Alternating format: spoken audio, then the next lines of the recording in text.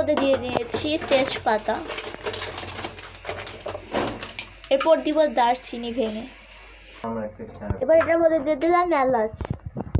এবার এটার মধ্যে দিব পেঁয়াজ।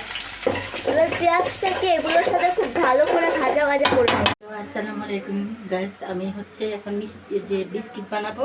আমি এখানে হচ্ছে আমি সুজি নিয়েছি, ময়দা নিয়েছি, চিনি নিয়েছি, দেন দুধ নিয়েছি।